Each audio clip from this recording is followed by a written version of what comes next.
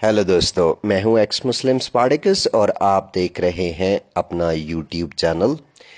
तुर्की के सदर तैयब अर्दगान ने कुछ दिन पहले आया सोफिया म्यूजियम को म्यूजियम से मस्जिद में तब्दील करने के सदारती हुक्मनामे पर दस्तखत किए हैं और मुसलमानों ने वहां पर नमाजों और इबादतों का सिलसिला भी शुरू कर दिया है।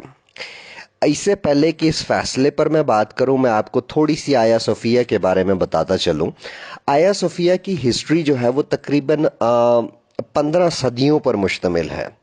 बैजेंटीनियन अम्पायर के दौरान छठी सदी ईस्वी में इसको कंस्ट्रक्ट किया गया था, तामीर किया गया था, और ये 900 साल तक ऑर्थोडॉक्स चर्च का जो है वो मरकज रहा है। 1453 में ओटोमन अम्पायर के सुल्तान मोहम्मद फातेह सानी ने आया सोफिया को मस्जिद में तब्दील कर दिया था। जब ओटोमन अम्पायर ख़त्म हुआ और कमाल अतातुर्क ने जब सेकुलर तुर्की की बुनियाद रखी, तो उसने आया सोफिया को एक म्यूज़ियम में तब्दील कर दिया। और इसी वजह से बहुत सारे मुसलमान कमाल अतातुर्क को जो है वो यहूदी एजेंट कहते हैं। और वैसे भी मुसलमानों में तो ये ट्रेंड चल रहा है कि जो भी शख्स दमाग इस्तेमाल करता है या तो वो यहूदी एजेंट होता है या फिर कादियानी। इस पर किसी दिन फिर बात करेंगे। आते हैं अपने मौजू की तरफ।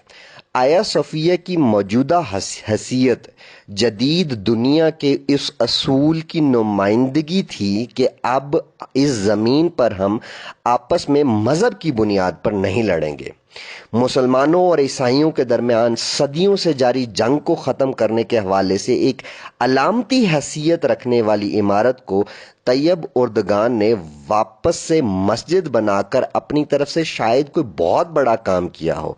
उसने सोचा होगा कि मेरी भरपूर मुखालफत होगी, दुनिया से लानतें बरसेंगी और फिर इन लानतों को जो है मैं सियासी फ़ायदे की शक्ल में बदलूंगा और अगला इलेक्शन जीत लूंगा। लेकिन ऐसा नहीं हुआ। उसे दुनिया के किसी भी हुक्मरान ने घास नहीं डाली। ज़्यादा से ज़्यादा माइक पोम्पियो ने जो है वो इजहार अफसोस किया है, और उसके अलावा शायद ही किसी बड़ी कंट्री की तरफ से या किसी बड़ी शख्सियत की तरफ से कोई बयान आया हो। हर तरफ खामोशी ही खामोशी है। तुर्की को बाकी मुसलमान मुल्कों की निस्बत ज़्यादा रोशन ख्याल समझा जाता है। सेकुलर रवायात पिछली 8 दहाइयों से जारी हैं, इसलिए तुर्क माशरा यकीनन बाकी मुसलमान माशरों से बेहतर है। ऐसे में तुर्की के सदर की जानिब से इस घटिया हरकत का नुकसान किसी और को नहीं होगा, बल्कि सिर्फ और सिर्फ तुर्की को ही होगा।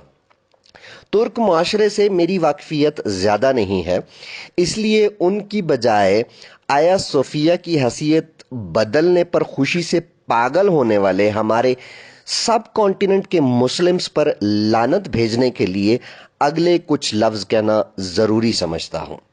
सबसे पहले तो मुझे ये बताएं कि अगर तुर्की ने साबका चर्च को मस्जिद में बदलने का फैसला किया है और ये उम्मत मुसलमा की जीत है, तो बाबरी मस्जिद पर रोते काहे को हैं?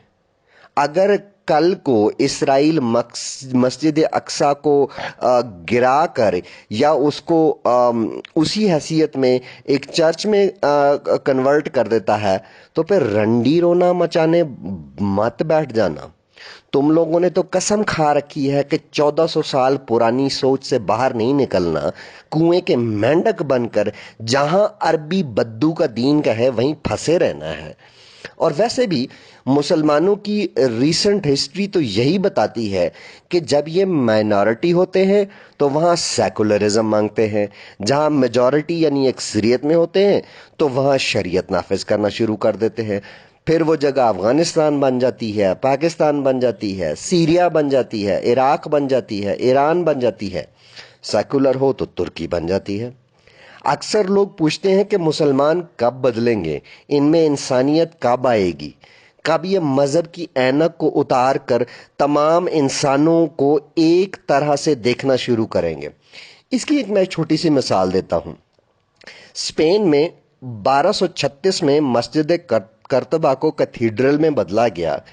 اب 800 سال بعد 21ویں صدی میں آیا صوفیہ کو میوزیم سے مسجد میں بدلنے سے یہ چیز واضح ہوئی ہے کہ اسلامی دنیا میں قائدانہ کردار ادا کرنے والے ترکی تہذیبی ارتقاء کے اعتبار سے 1236 کے اسپین کے برابر پہنچا ہے، یعنی مسلمان کم از کم 700-800 سال پرانے دور میں جی رہے ہیں، تو ابھی بہت وقت لگے گا۔ آخر میں آپ سے اتنا ہی کہوں گا کہ اگر آپ چینل پر نئے آئے ہیں تو چینل کو سبسکرائب کر کے نوٹیفیکیشن کا بٹن دبانا مت بھولیے گا۔